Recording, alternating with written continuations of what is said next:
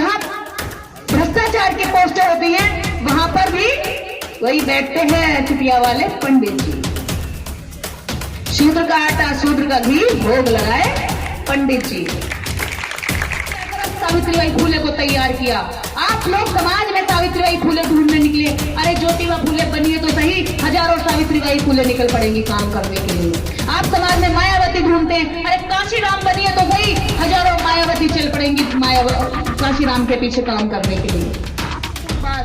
अगर बात संविधान की है, आपको संविधान आर्टिकल 19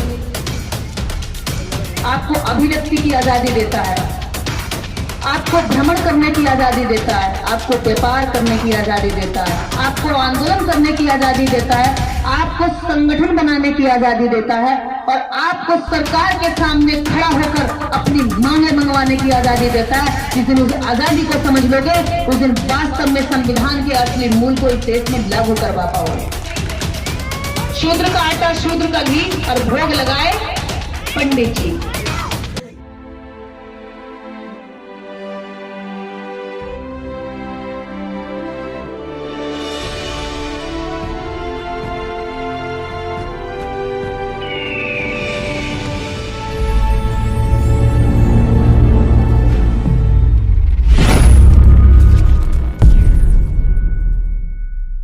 सरकार 9 दिन में 9 कानून लाकर के आपका सब छीन लेंगे।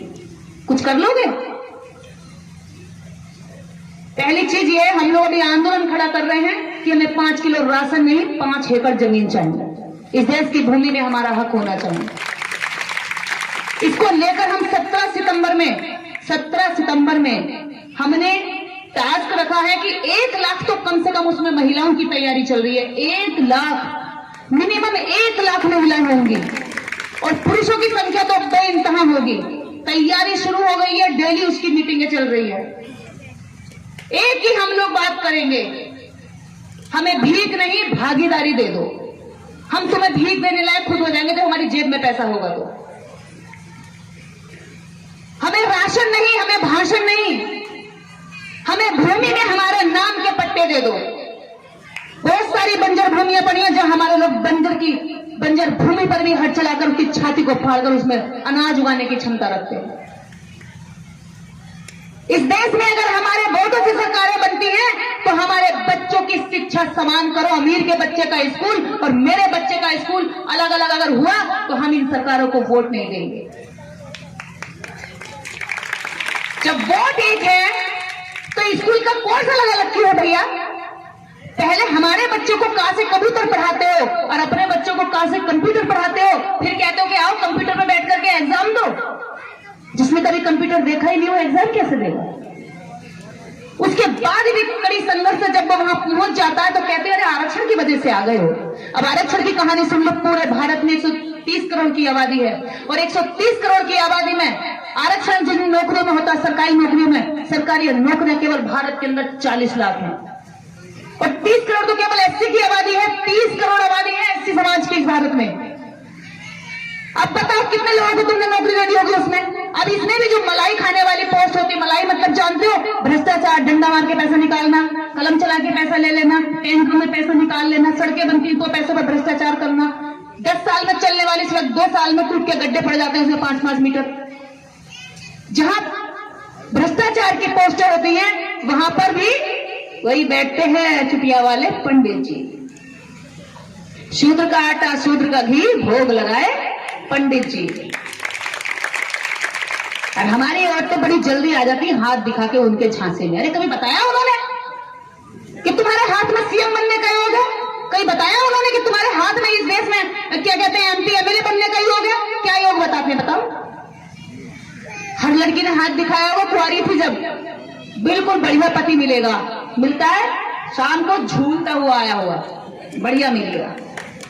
हर लड़की व्रत करती है लेकिन शादी के बाद फिर कहते तू मर क्यों नहीं जाता कमबख्त? पूरे रात दिन मनौती मांगती हैं लेकिन बच्चों की किताबों में कभी झांक कर नहीं देखती कि बच्चा पढ़ क्या रहा है।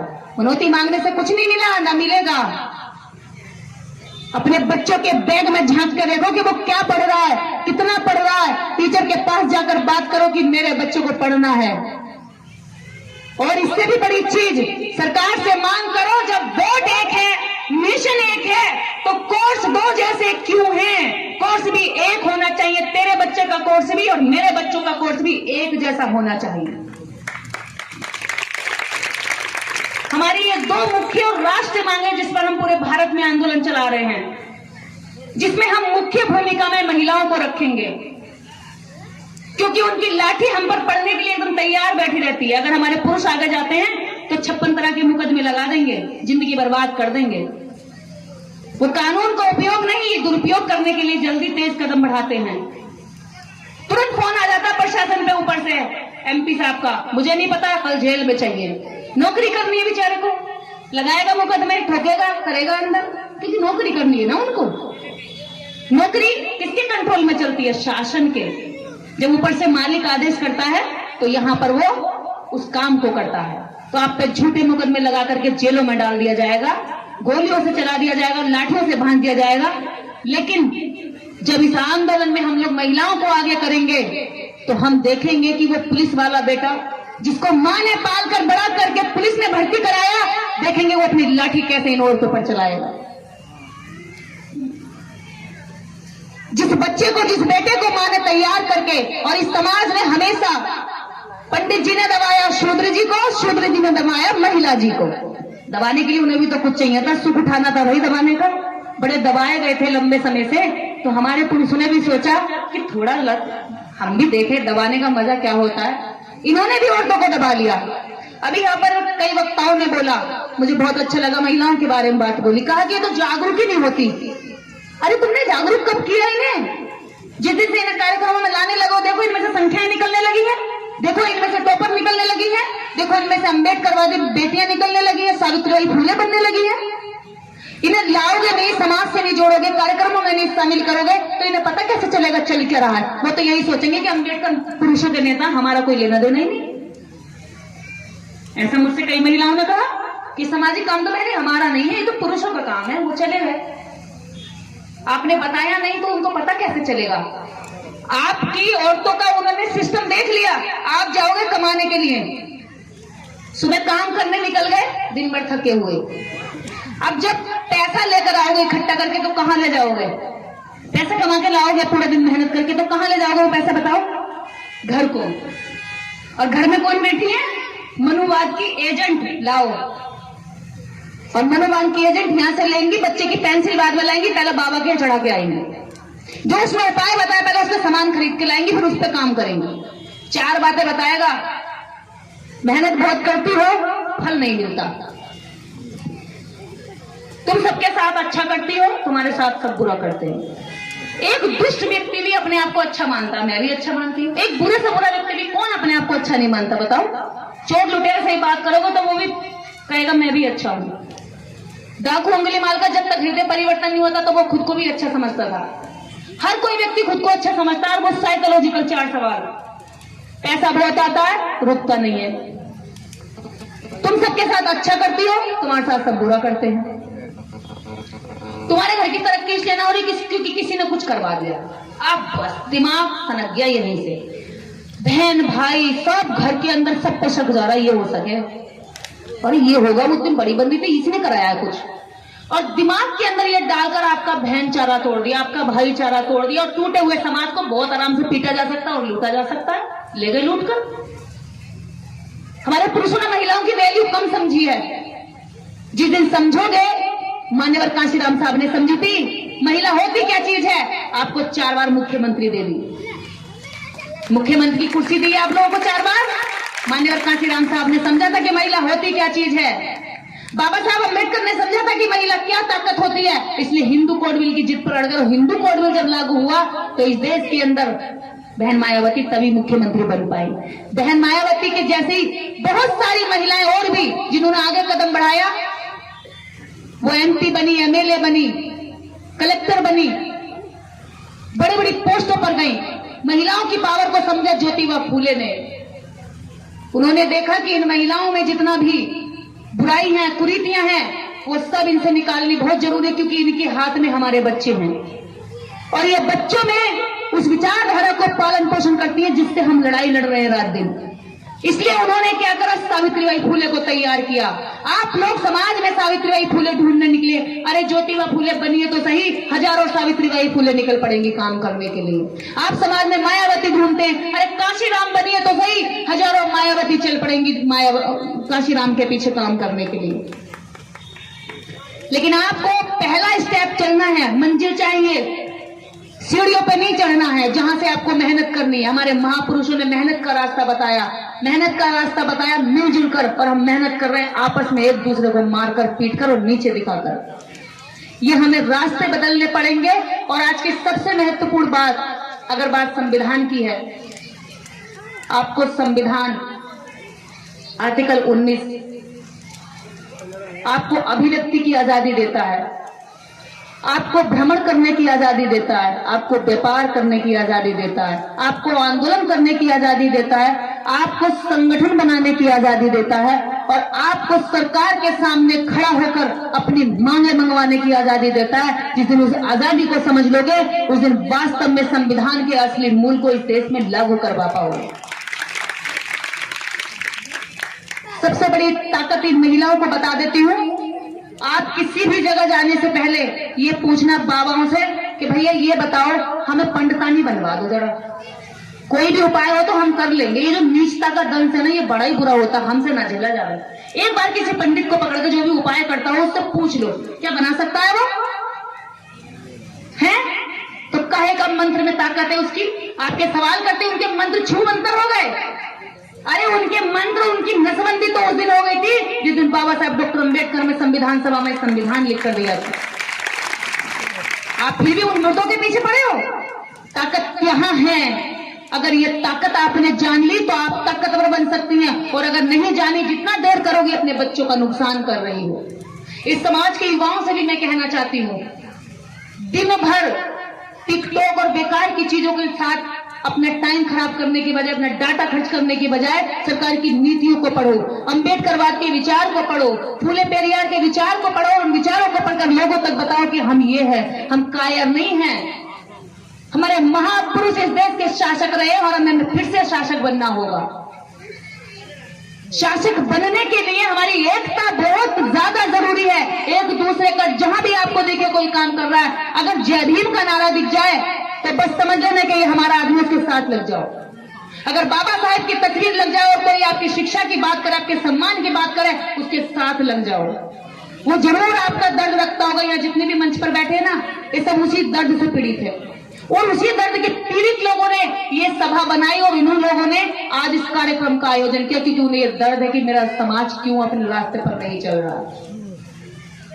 ये आप लोगों की लड़ाई के लिए कुछ मुट्ठी भर लोग रात दिन लगे पड़े हैं, रात दिन मेहनत कर रहे हैं। इनके ऊपर हमेशा खतरे की तलवार लटकी रहती है। कब इन्हें झूठे मुकदमों में जेल डाल दिया जाए, कब इनके बीवी बच्चों पे हमला कर दिया जाए, कब इन्हें सड़क चलते गोली मार दी जाए, इनका कोई भरोसा नहीं होता। इनके इतने ऊपर खतरा मंडराता रहता है। पर अगर समाज के लाखों लोग एक ही बात कहेंगे, जब एक आदमी जय भीम बोलता था तो लोग डरा लेते थे, आज जब लाखों लोग जय भीम बोलते हैं तो वो डर के खुद जय भीम बोलने के लिए मजबूर हो गए। क्यों? हमने बहुत सारे लोगों ने अपनी संख्या बढ़ाई, वही संख्या हमें बढ़ानी है। हम आप लोगों को आमंत्रित करते हैं 17 सितंबर के लिए। अभी 9 महीने हैं, बहुत टाइम है। उससे पहले हमारी आपसे बहुत सारी मुलाकातें होंगी, बातें होंगी। हम चाहते हैं जो समान शिक्षा और 5 एकड़ जमीन, 5 किलो राशन नहीं चाहिए हमें, 5 एकड़ जमीन, इन 2 मुद्दों को, ये 2 मुख्य मुद्दे होंगे। और हमारी लगभग 5 मांगे और हैं जो महिलाओं को लेकर हैं। उन मांगों को लेकर के हम दिल्ली के अंदर आंदोलन कर रहे हैं। हमें एक कार्यक्रमों के बाद हमें राष्ट्रीय स्तर पर भी अपनी मांग करनी होगी। हमें सरकार की आंखों में सवाल डाल के बात करनी होगी कि हमारा हक कहाँ है। जब हम इस देश के अंदर रहते हैं, इस देश के अंदर हम 1 रुपए का सामान भी खरीदते हैं तो उसमें टैक्स जाता है सरकार को। आप जानती हैं, आप सब टैक्स पेयर हैं। सुबह से लेकर जब आप सामान खरीदते तो उसमें टैक्स पे करती हैं। अगर ब्रश कर रहे हैं, कोलगेट कर रहे हैं और शाम तक आप कितना भी सामान खा रहे हैं, पी रहे हैं, खर्चा कर रहे हैं, कपड़ा खरीद रहे हैं, जेवर खरीद रहे हैं, पेंसिल, पेन, कॉपी कुछ भी खरीद रहे हैं, आप हर चीज पर सरकार को टैक्स देते हैं, जानते हैं। और उस टैक्स से आपके लिए नीतियां बननी चाहिए। सरकार की नीतियां आपके घर तक नहीं पहुंची, लेकिन सरकार की दारू आपके घर तक पहुंच गई।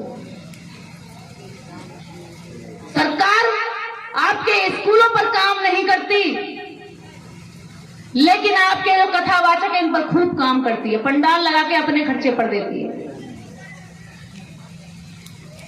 क्यों? क्योंकि उन्हें पता है कि अगर इनको बता दिया कि सरकार का इतना फंड तुम्हारे काम के लिए आता है, यहां कितनी महिलाएं ऐसी हैं जो बिजनेस करती हैं, या कितनी महिलाएं ऐसी हैं जो 1 क्लास ऑफिसर है, या कितनी महिलाएं ऐसी हैं जिनकी फैक्ट्री चल रही है।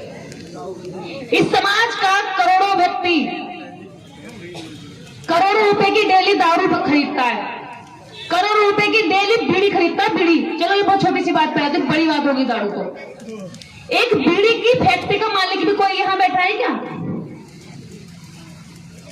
सुर्ती खाते हैं, सुर्तियां ऐसे जो मार के खाते हैं ना वो, क्या उसका तंबाकू का भी कोई फैक्ट्री का मालिक है जिसका तंबाकू बनता हो? बैठा है कोई? इधर बैठा मंच पे है कोई नहीं है? तो इसका मतलब सिर्फ हम पीने वाले हैं? इसका मतलब हम सिर्फ क्या है? खरीदार है, पीने वाले हैं। अब देखिए, एक पूंजीपति ने रास्ते में एक ठेका खोला दारू का, आपका आदमी कमा के निकला एक और पूंजीपति की फैक्ट्री से, यानी कि फर्म से, जहां भी वो काम करता है वहां से निकला। एक व्यापारी के यहाँ उनने 8 घंटे काम किया, वहां से वो मेहनत करके पैसा लेके बाहर निकला। दूसरा व्यापारी, उसी का छोटा भाई आगे बैठा दारू का ठेका खोल के, उसने 100 रुपए उसको दे दिए। ठीक, अब और आगे चलेंगे, 300 लाया होगा, 100 रुपए दे दिए।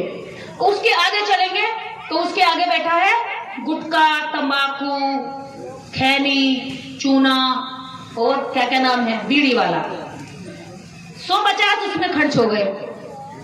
अब वो घर जाते जाते वहां से, जहां से काम करके निकला और जहां तक उसका घर है, ये सफर है इसका, वहां से जब यहां तक आता अपने घर तक, तो उसको कम से कम 4 व्यापारी 5 व्यापारी इस तरह के मिलते हैं जो रास्ते में उससे उसकी जेब का पैसा बहुत आसानी से ले लेते हैं। ठीक, अब वो घर पहुंचा, घर जाकर बहुत कम पैसा बचा, 150 रुपए जो बचे। अब बीवी कहेगी खाना दे, कपड़ा दे, पैसा दे, बच्चे की फीस दे, नहीं बचा, मैं नहीं देता, है ही नहीं, दे ले, जेब झाड़ ले, होगी बात।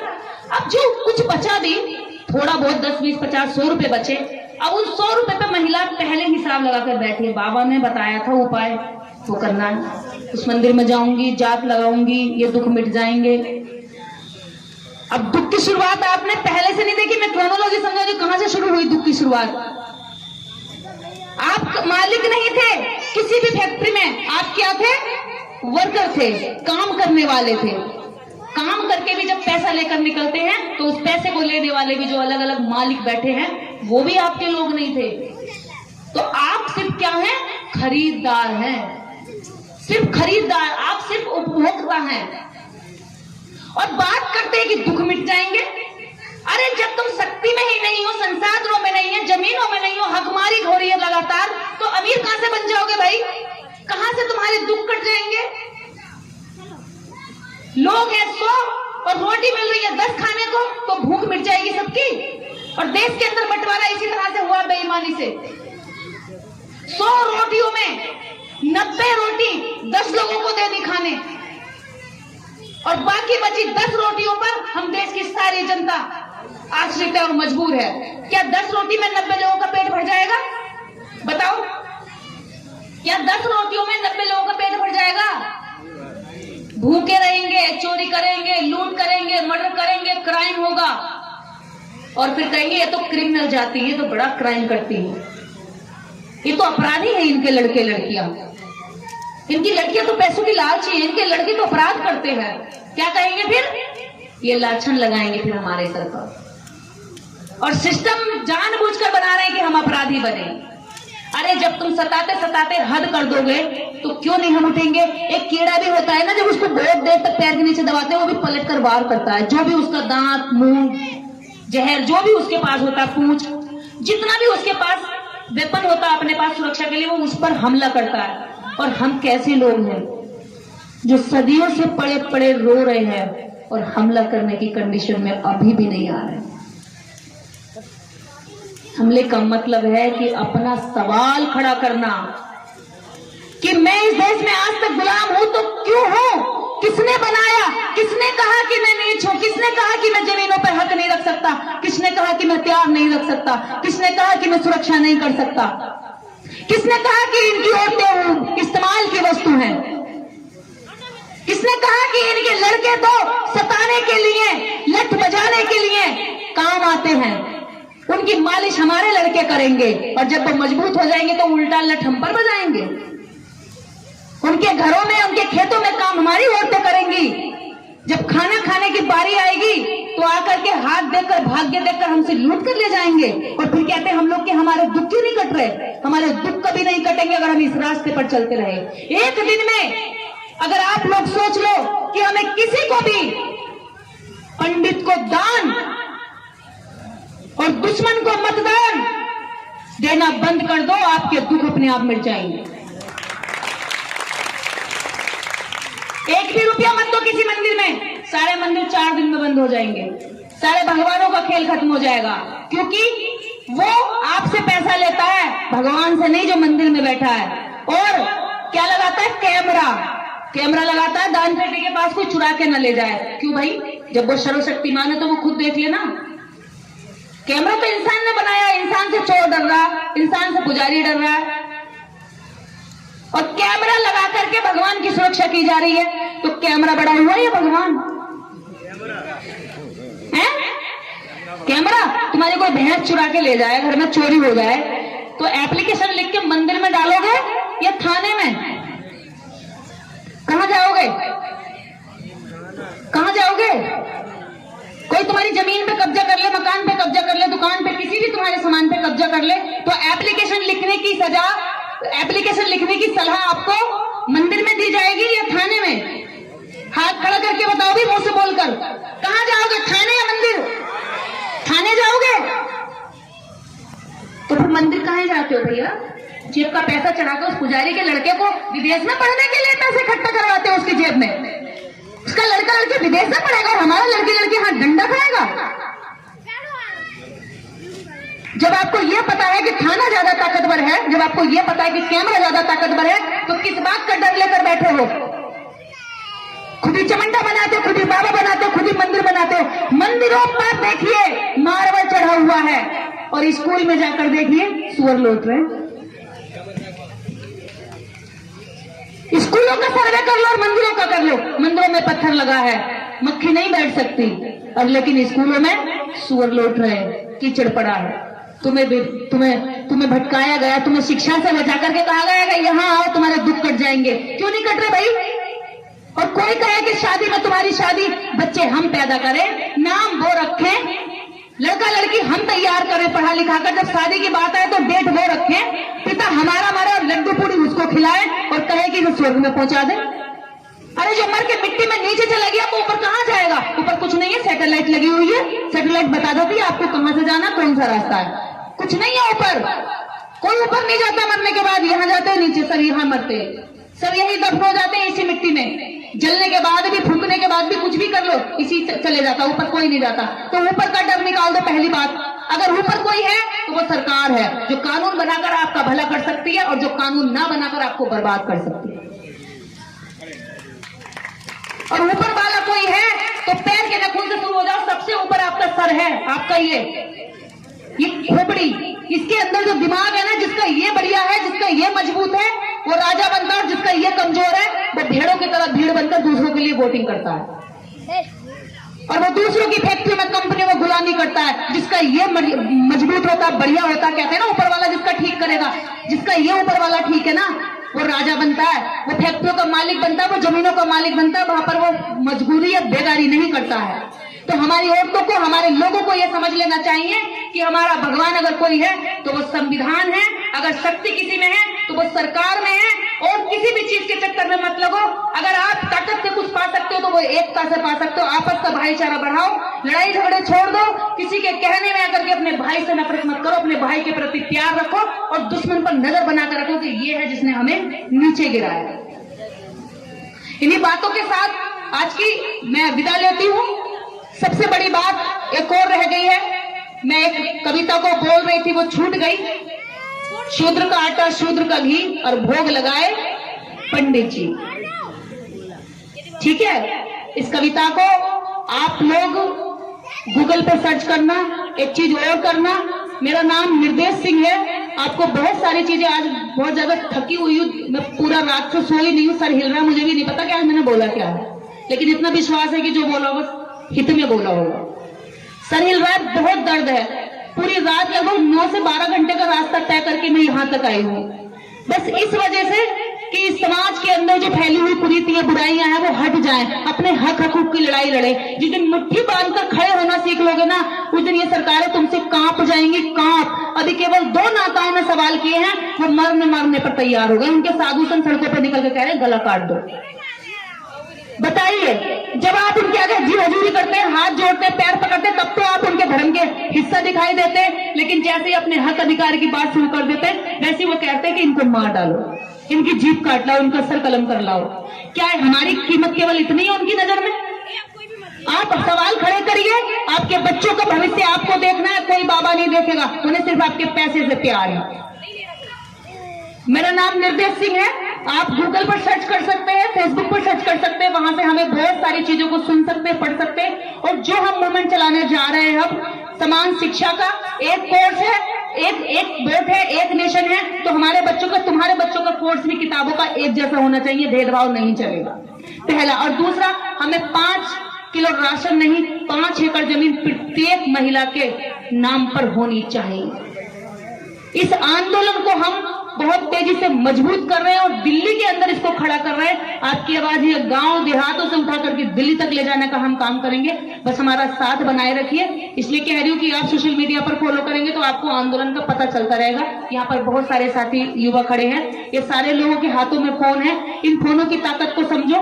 10-15 हजार का फोन ये आपकी करोड़ों की बात, करोड़ों की आवाज ऊपर ले जा सकता है, जिस दिन आप इकट्ठे होकर के इस पर लिखना शुरू करेंगे। इसी के साथ जय भीम, सबका मंगल हो।